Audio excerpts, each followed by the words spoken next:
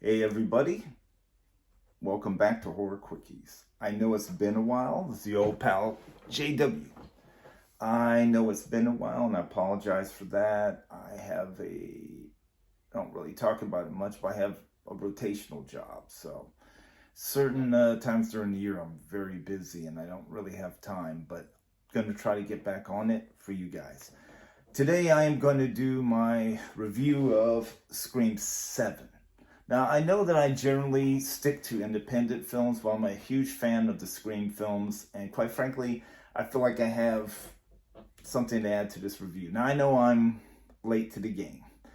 Anyways, before we begin, I would like you guys to, I'm sorry. This is usually when people who do review videos ask you to subscribe, become a Patreon. So I don't have a Patreon. I do this because I love horror movies and I honestly just want to give you guys my simple opinion. If you do decide to subscribe, any new subscriber, you're very much appreciated. Now, for those of you who are new to the channel, because I looked at the analytics and majority of my videos are actually watched by non-subscribers, which I think is quite interesting. Anyways, I keep it simple. I tell you what I like about the film, I tell you what I did not like, and then I tell you, do I recommend it to you? No score system, no heavy promotion, just real, honest movie reviews. I'm not trying to put myself over the movie. I might make a bad joke now and then. You'll have to forgive me. Okay, Scream 7. Now, I do have to talk about Scream, technically Scream 5 and Scream 6. I'm not going to get into by now everybody knows the whole deal with the Sam Carpenter character, Melissa Vera and all that. I'm not going to get into that. I'm just going to stick to the movies.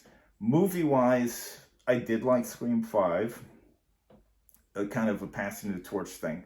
The whole thing about her character, Melissa Barrows' character, being the daughter of Billy Loomis, I'll be honest with you, wasn't totally on board with that, but hey, I thought Melissa Barrow did a good job in parts 5 and 6. Now, I did like Scream 6 very much. The whole movie theater shrine to Scream, all the like the TV that supposedly kills Stu and all that, the knives. I really did like Kirby coming back. I love what they did with the Kirby character in that, but we're going to review 7, but I have to get into this because as you guys know, Scream 6 was the last film with the Sam Carpenter character. Moving on to Scream 7. Now, the opening kill, that is like the definition of the Scream movies, the opening kill. The opening kill in Scream 7, as you guys, and I'm not ruining anything, I'm going to try not to do any spoilers, but there's some things that I'm kind of come close on. Anyways, the opening scene is a couple have rented Stu Macher's old house for like it's a B&B, and they have animatronic ghost face killers and like things make it's sort of like a theme B&B, and I thought that was cool. Very good opening scene, very good opening kills. Absolutely loved it. They just, the killer walking out, burning the house. It's in the trailer, so I'm not ruining anything. Great opening scene right away. Got my attention, loved it. Now, we're introduced to Sydney Prescott, who's, forgive me, I don't remember the name of the town, but she's married to the town sheriff Mark. It is not the same Mark played by Patrick Dempsey. He is a cop. I feel like how they made his character, I'm not going to ruin anything, his character I think might have originally supposed to be Patrick Dempsey's detective character, but you never know. So, anyways,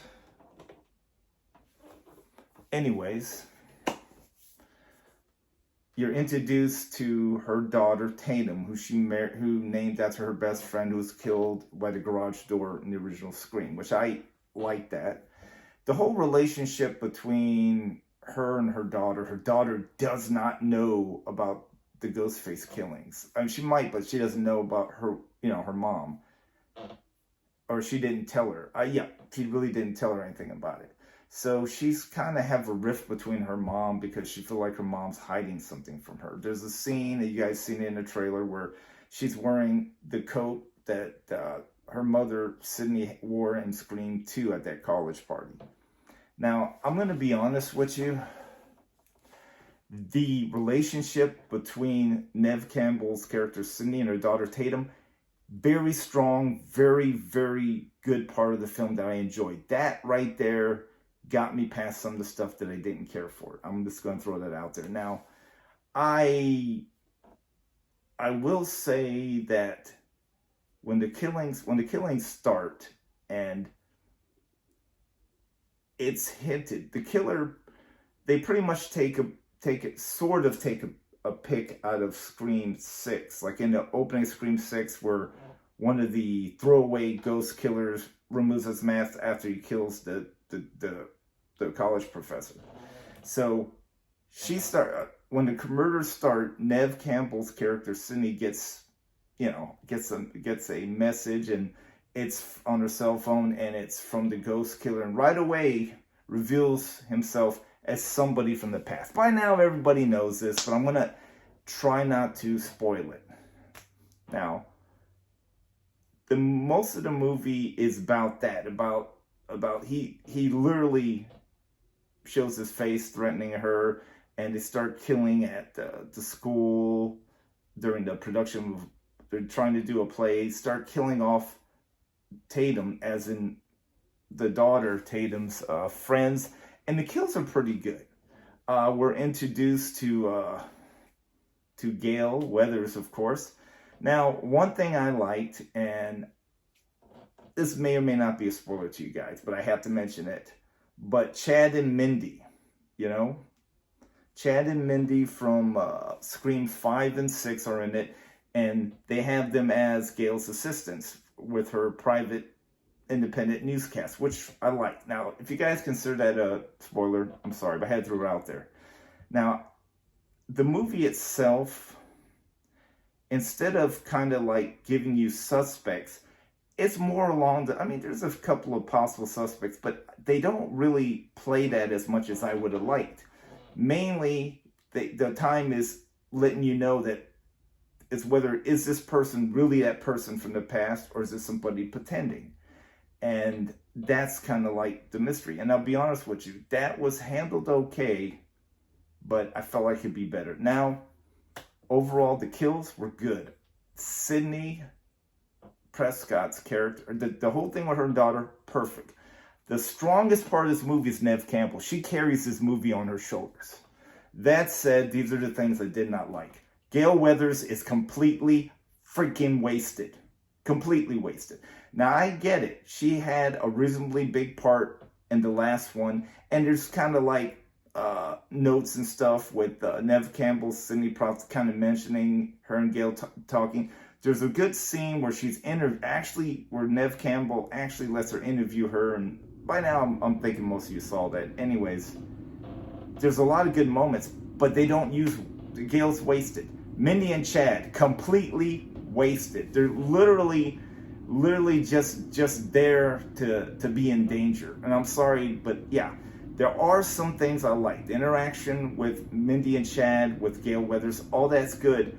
But I understand this movie is bringing Neve Campbell, Sidney Prescott back, and that's where the focus is going to be on her daughter, her friends getting cacked off, and is her boyfriend the killer, and is this, who back from the...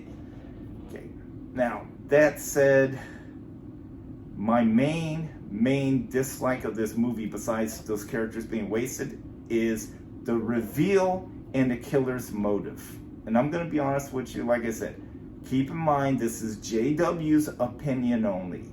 I thought it was probably the lamest, the absolute, of all the Scream movies, I thought it was pretty much,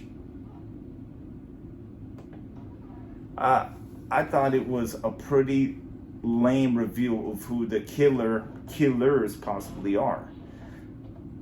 It's a lame review. Their reason for it, I'm sorry, I thought it was fairly lame. Now, don't get me wrong. I get it. We're at number 7. So finding good motives isn't always going to be easy. I get that. But here's the thing. Instead of the characters that they decided to be the killer or killers, that motive, though lame, would have worked better if they would have had, instead of a new character, have somebody who was in the franchise before. Rebecca Gayheart. They could have brought her back from her character in Scream 2.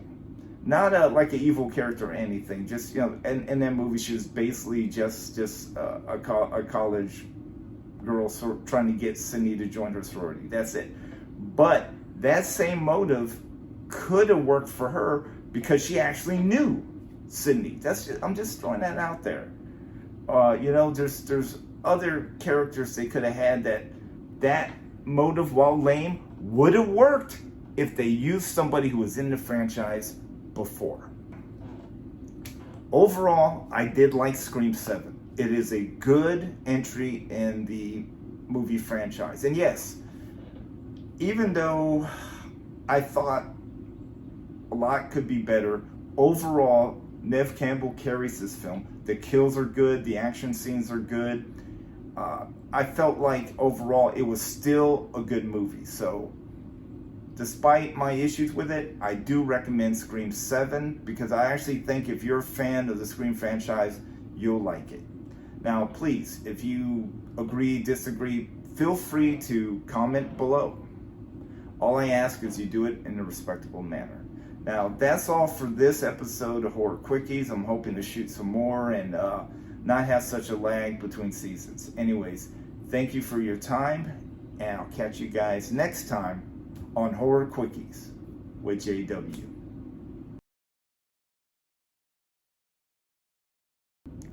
What do you mean it's out of focus? No, it's not. Well, I'm looking. That's okay. Okay, fine.